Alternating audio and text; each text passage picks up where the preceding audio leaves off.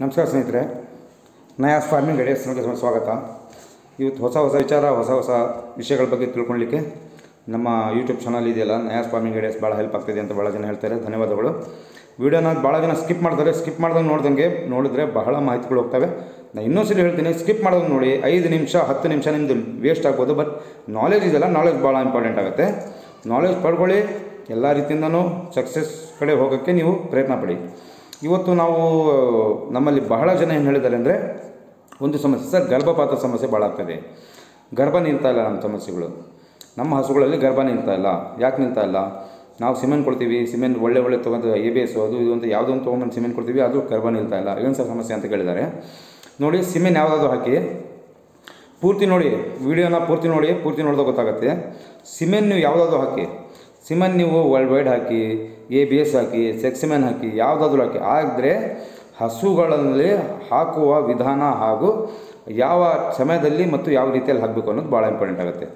ಮೊದಲನೇದಾಗಿ ನೋಡಿ, ನೀವು ಹಸುಗಳು, ಈಗ ನಿಮ್ಮಲ್ಲಿ ಹಸುಗಳು ಇವತ್ತು ಬೆಳಗ್ಗೆ ಹೀಟಿಗೆ ಬಂತು ಅಂತ ತಿಳ್ಕೊಳ್ಳಿ. ನಿಮ್ಮ ಗಮನಕ್ಕೆ ಇವತ್ತು ಹೀಟಿಗೆ ಬಂತು ಅಂತ ತಿಳ್ಕೊಳ್ಳಿ. ಹೀಟಿಗೆ ಬಂದಾಗ ಏನು ಮಾಡ್ತೀರಾ? ತಕ್ಷಣ ಹೀಟಿಗೆ ಬಂದು ಗೊತ್ತಾದ ತಕ್ಷಣ ಏನು ಮಾಡ್ತೀರಾ? ಅದಕ್ಕೆ ಮೇವಿನ ಪ್ರಮಾಣ ನಿಲ್ಲಿಸ್ಬಿಡಿ. ಮೇವನ್ನು ನಿಲ್ಲಿಸಿದಾಗ ಏನಾಗುತ್ತೆ ಅಂತ ಹೇಳಿದ್ರೆ, ಹೀಟಿಗೆ ಬಂದಾಗ ಮೇವು ನಿಲ್ಲಿಸಿದಾಗ ಗೊಬ್ಬರದ ಪ್ರಮಾಣ ಖಾಲಿ ಆಗ್ತಾ ಹೋಗುತ್ತೆ.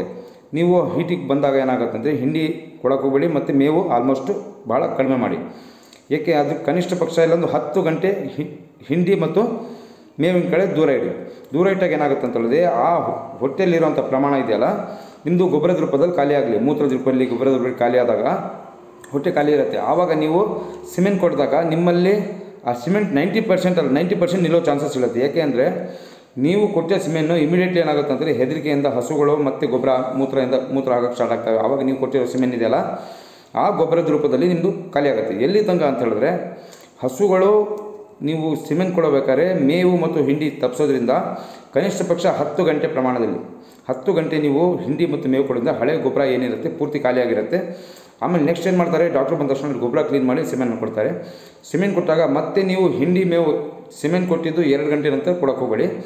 2 ಗಂಟೆ ತನಕ 2 ಗಂಟೆ ನಂತರ ನೀವು ಹಿಂಡಿ ಮೇವು ಏನಿದೆ ಎಷ್ಟಾದರೂ ಕೊಡಿ. ಆವಾಗ ಗೊಬ್ಬರ ಆಗಲಿಕ್ಕೆ ಅದು ಕನಿಷ್ಠ ಪಕ್ಷ ಇಲ್ಲ ಅಂದರೂ ಮತ್ತೆ 7 ರಿಂದ 8 ಗಂಟೆ ಬೇಕಾಗುತ್ತೆ. ಅಲ್ಲಿ ತನಕ ಏನಾಗುತ್ತೆ ಅಂದರೆ, ಕನಿಷ್ಠ ಪಕ್ಷ ನಿಮ್ಮ ಹಸುಗಳಲ್ಲಿ ಕೊಟ್ಟಿರೋ ಸಿಮೆಂಟನ್ನು 99 ಭಾಗ ನಿಲ್ಲೋ ಚಾನ್ಸಸ್ ಇರುತ್ತೆ. ಇದು ಮೊದಲನೇದಾಗಿ ಈ ರೀತಿ ಮಾಡೋದ್ರಿಂದ ನಿಮ್ಮ ಹಸುಗಳಲ್ಲಿ ಗರ್ಭಪಾತ ಆಗೋ ಸಮಸ್ಯೆ ಭಾಳ ಕಡಿಮೆ ಆಗುತ್ತೆ. ಆಮೇಲೆ ನಿಮ್ಮ ಸಿಮೆಂಟ್ ನಿಲ್ಲೋ ಚಾನ್ಸಸ್ಸು ಭಾಳ ಇರುತ್ತೆ.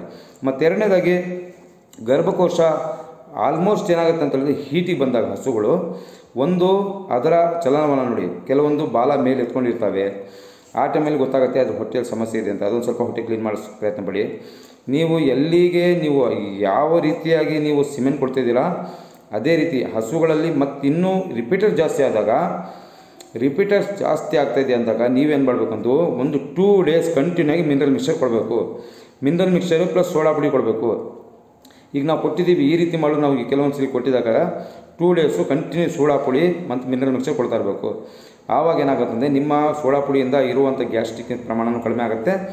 ಆಮೇಲೆ ಹೊಟ್ಟೆ ಒಳಗಿಂದ ಸಮಸ್ಯೆ ಇದೆಯಲ್ಲ, ಅದು ಕಡಿಮೆ ಆಗುತ್ತೆ. ಎರಡನೇದಾಗಿ, ಈ ರೀತಿ ನೀವು ಮಾಡಿದಾಗ ನಿಮ್ಮ ಗರ್ಭಪಾತ 99 ಭಾಗ ನಿಲ್ಲೋ ಚಾನ್ಸಸ್ ಇರುತ್ತೆ. ಆಮೇಲೆ ನೀವು ಸಿಮೆಂಟ್ ಕೊಟ್ಟಿದ್ದು 2 ಗಂಟೆ ನಂತರ ಎಷ್ಟಾದರೂ ಮೇವು ಕೊಡಿ, ಎಷ್ಟಾದರೂ ಹಿಂಡಿ ಕೊಡಿ, ಸಮಸ್ಯೆ ಇಲ್ಲ. ಯಾಕಂದರೆ ಅದಕ್ಕೆ ಮತ್ತೆ 7 ರಿಂದ 8 ಗಂಟೆ ಅದಕ್ಕೆ ಮತ್ತೆ ಗೊಬ್ಬರ ಮೂತ್ರ ರೂಪದಲ್ಲಿ ಬರಲಿಕ್ಕೆ ಸಮಯ ಬೇಕಾಗುತ್ತೆ. ನೀವು ಮತ್ತೆ ರಾತ್ರಿ ಬಂತು ಅಂತ ತಿಳ್ಕೊಳ್ಳಿ ಹೀಟಿಗೆ, ಆವಾಗ ಸೇಮ್ ರಾತ್ರಿ ಹಿಂಡಿ ನಿಲ್ಲಿಸ್ಬಿಡಿ, ಮೇವು ನಿಲ್ಲಿಸಿದಾಗ ಆಲ್ಮೋಸ್ಟ್ ಗೊಬ್ಬರದ ಪ್ರಮಾಣ ಪೂರ್ತಿ ಖಾಲಿ ಆದಮೇಲೆ ಆ ಡಾಕ್ಟ್ರಿಗೆ ಕರೆಸಿ ಆವಾಗ ಇರೋ ಗೊಬ್ಬರನ ಕ್ಲೀನ್ ಮಾಡಿಸಿ ಸಿಮೆಂಟ್ ಕೊಡಿ. 99 ಭಾಗ ನಿಲ್ಲೋ ಚಾನ್ಸಸ್ ಇರುತ್ತೆ.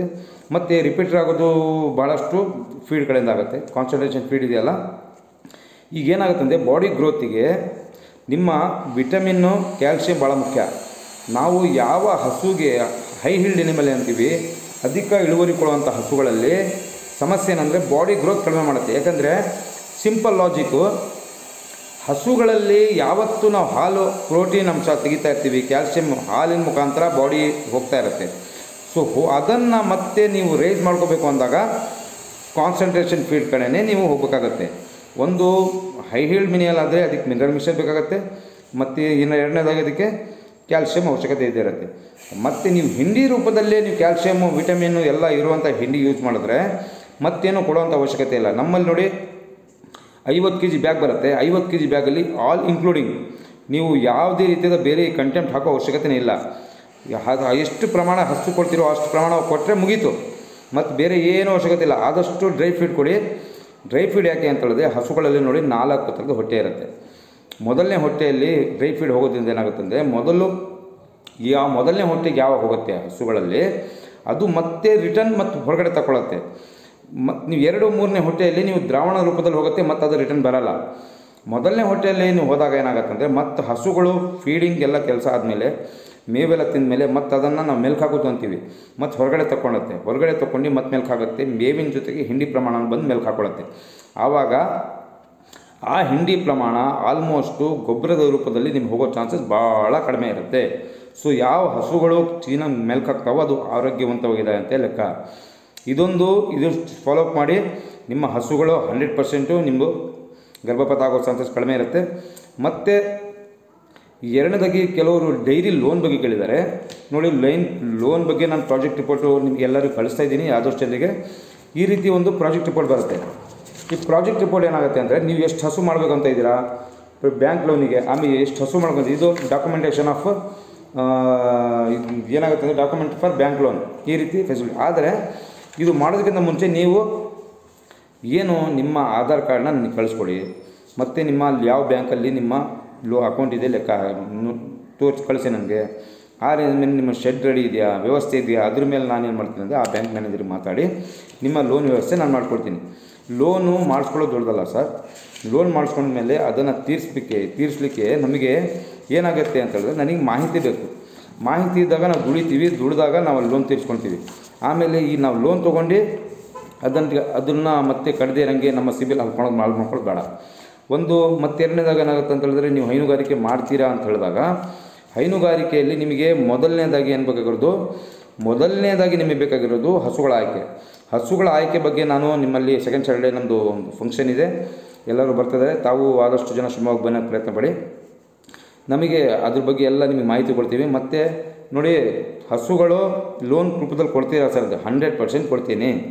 ನೀವು 2 ಹಸುನ ನೀವು ಲೋನ್ ಕ್ಲೀನಾಗಿ ತೊಗೊಂಡು ಸಾಕಿ. ನಾನು ಕೈಯಿಂದ ಕೊಡ್ತಲ್ಲ, ಬ್ಯಾಂಕಿಂದ ಮಾಡಿಸ್ಕೊಡ್ತೀನಿ, ಡೆಫಿನೆಟ್ಲಿ ಮಾಡಿಸ್ಕೊಡ್ತೀನಿ. ಆದರೂ ಕೆಲವೊಬ್ಬರಿಗೆ ಬ್ಯಾಂಕ್ ಲೋನ್ ಲೇಟ್ ಆದರೆ ಅವರಿಗೆ 1-2 ಹಸು ಕೊಡುವಂಥ ವ್ಯವಸ್ಥೆ ನಾನು ಮಾಡ್ತಾಯಿದ್ದೀನಿ. ನೀವೇನು ಮಾಡಬೇಕು, ಮೊದಲನೇದಾಗಿ ತಾವು ಹೈನುಗಾರಿಕೆಯಲ್ಲಿ ಮಾಹಿತಿ ಪಡೆದಿರಾ ಅಂತ ನನಗೆ ಡೀಟೇಲ್ ಬೇಕು. ಆವಾಗ ನಾವೇನು ಮಾಡ್ತೀನಿ ಅಂತಂದರೆ ನಿಮಗೆ ವ್ಯವಸ್ಥೆ ಅಂತ ಮಾಡ್ಕೊಡ್ತೀನಿ. ಒಂದು ಗರ್ಭಕೋಶದ ನಿಮ್ಮ ಸಮಸ್ಯೆ ಹೋಯ್ತು ಅಂತ ತಿಳ್ಕೊಳ್ತೀನಿ, ಮತ್ತು ನಿಮ್ಮ ಬ್ಯಾಂಕ್ ಲೋನಿಂದು ಅದರದ್ದು ಸಪ್ರೇಟ್ ನಾನು ವೀಡಿಯೋನೇ ಮಾಡ್ತೀನಿ. ಯಾವ ರೀತಿ ಪ್ರಾಜೆಕ್ಟ್ ಮಾಡಬೇಕು, ಯಾವ ರೀತಿ ರಿಪೋರ್ಟ್ ಮಾಡಬೇಕು, ಬ್ಯಾಂಕಿಗೆ ನೀವು ಬ್ಯಾಂಕಿಗೆ ಡಾಕ್ಯುಮೆಂಟ್ ಸಲ್ಲಿಸಿದಾಗ ಅವ್ರು ನಿಮಗೆ ಬ್ಯಾಂಕ್ ಲೋನ್ ಕೊಡೋಲ್ಲ ಅಂತ ಹೇಳ್ತಾರಲ್ಲ, ಅದಕ್ಕೆ ನಾವೇನು ಮಾಡಬೇಕು ಎಲ್ಲ ರೀತಿಯಿಂದ ನಾನು ಕೂಲಂಕುಷವಾಗಿ ತಮ್ಮಲ್ಲಿ ನಾನು ಶೇರ್ ಮಾಡ್ಕೊಳ್ತೀನಿ. ಇವತ್ತು ಭಾಳ ಜನ ಸಬ್ಸ್ಕ್ರೈಬರ್ಸು ನನಗೆ ಭಾಳಷ್ಟು ವಿಷಯಗಳು ಕೇಳಿದ್ದಾರೆ. ಅವ್ರಿಗೆ ಎಲ್ಲ ವಿಷಯನ ಒಂದೇ ವೀಡಿಯೋದಲ್ಲಿ ತೋರಿಸೋಕ್ಕಾಗಲ್ಲ, ಎಲ್ಲದು ಒಂದೊಂದಾಗೆ ನಾನು ಎಲ್ಲ ವಿವರಿಸ್ತಾ ಹೋಗ್ತೀನಿ. ಇವತ್ತು ನಮ್ಮದು ಇವತ್ತಿಗೆ 96 ಡೈರಿ ಫಾರ್ಮ್ ಕಂಪ್ಲೀಟ್ ಆಗಿದೆ. 96 ಕರ್ನಾಟಕದಲ್ಲಿ 96 ಡೈರಿ ಫಾರ್ಮ್ ಕಂಪ್ಲೀಟ್ ಇದೆ. ಎವ್ರಿ ಎಲ್ಲ ಡೈರಿ ಫಾರ್ಮು ಸಕ್ಸಸ್ಗಳೇ ಹೋಗ್ತಾಯಿದೆ. ನಾನು ಎಲ್ಲ ಕಡೆ ನೋಡ್ತಾ ಇದ್ದೀನಿ, ಅವ್ರ ನಂಬರ್ ಡಿಸ್ಪ್ಲೇ ಮಾಡ್ತಾಯಿದ್ದೀನಿ, ಎಲ್ಲರೂ ಸಕ್ಸಸ್ಗಳೇ ಹೋಗ್ತಿದೆ. ಯಾಕೆ ಸಕ್ಸಸ್ಗಳೇ ಹೋಗ್ತಿದ್ದಾರೆ ಅಂದರೆ ಒಂದು ಮಾಹಿತಿ, ಎರಡನೇದಾಗಿ ನಾನು ಕೊಟ್ಟಿರೋಂಥ ಟಿಪ್ಸು ಮೇವಿನ ಬಗ್ಗೆ, ಮೇವನ್ನು ಸರಿಯಾಗಿ ಯೂಸ್ ಮಾಡ್ತಾಯಿದ್ದಾರೆ, ಹಿಂಡಿ ಸರಿಯಾಗಿ ಯೂಸ್ ಮಾಡ್ತಿದ್ದಾರೆ. ಆಮೇಲೆ ಹಾಲು ಇಳುವರಿ ಯಾವುದು ಕಡಿಮೆ ಆಗ್ತಾಯಿಲ್ಲ, ಗರ್ಭಪಾತ ಸಮಸ್ಯೆ ಇಲ್ಲ, ಎಲ್ಲ ರೀತಿಯಿಂದಲೂ ಅನುಕೂಲ ಆಗ್ತಾಯಿದೆ. ನಿಮ್ಮ ಗರ್ಭಪಾತ ಒಂದು ಪಕ್ಷ ನಾನು ಹೇಳಿದ್ದು ಗರ್ಭಪಾತ ಸಮಸ್ಯೆ ಆದ್ರೂ ಆ ಹಸುನ ನಾನು ರಿಪ್ಲೇಸ್ ಮಾಡ್ತಾಯಿದ್ದೀನಿ. ಆಲ್ಮೋಸ್ಟ್ ಆಗೋದು ಬಹಳ ಕಡಿಮೆ. ಓಕೆ ಸ್ನೇಹಿತರೆ, ತಾವು ಎಷ್ಟು ಜನ ನೋಡ್ತಿದ್ದೀರಾ? ಬಹಳಷ್ಟು ಜನ ಸಬ್ಸ್ಕ್ರೈಬ್ ಆಗಿಲ್ಲ. ಸಬ್ಸ್ಕ್ರೈಬ್ ಆದರೆ ಮಾಹಿತಿ ಸಿಗುತ್ತೆ. ಈಗ ಬೇರೆಯವ್ರ ಥರ ನಾನು ಯೂಟ್ಯೂಬ್ ಇನ್ನೊಂದು ಚಾನಲಿಗೆ ಹೋಗಿ ಅವ್ರಿಗೆ ಏನು ಮಾಡ್ತಾರೆ ಸರ್, ಇವ್ರು ಮಾಡ್ತಾರೆ, ಎಲ್ಲ ವಿಷಯನ ನಾನು ಈ ಕಿಚಡಿ ಅಂತಾರಲ್ಲ ಆ ರೀತಿ ಮಾಡಿ ತೋರಿಸ್ತಾ ಇಲ್ಲ. ಎಲ್ಲ ವಿಷಯನೂ ಒಂದೇ ಡಿಸ್ಪ್ಲೇಯಲ್ಲಿ ಒಂದೇ ಪ್ಲಾಟ್ಫಾರ್ಮ್ ಮುಖಾಂತರ ತಮಗೆ ಏನೇನು ಸಮಸ್ಯೆ ಇದೋ ಎಲ್ಲನೂ ಪರಿಹರಿಸೋಕ್ಕೆ ಪ್ರಯತ್ನ ಪಡ್ತಿದ್ದೀನಿ. ಇವತ್ತು ನಮ್ಮ ಗರ್ಭಕೋಶದ ಸಮಸ್ಯೆ ಹೇಳಿದ್ದೀನಿ, ಇದನ್ನು ನೀವು ಟ್ರೈ ಮಾಡಿ. ಒಂದು ಪಕ್ಷ ನಾನು ಹೇಳಿದ್ದು ನಿಮಗೆ ನೀವು ಓಕೆ ಆಗಿಲ್ಲ ಅಂದರೆ ಕಾಮೆಂಟಲ್ಲೇ ಹೇಳಿ ಸರ್, ನೀವು ಹೇಳ್ತಾ ತಪ್ಪಿದೆ ಅಂಥೇಳಿ.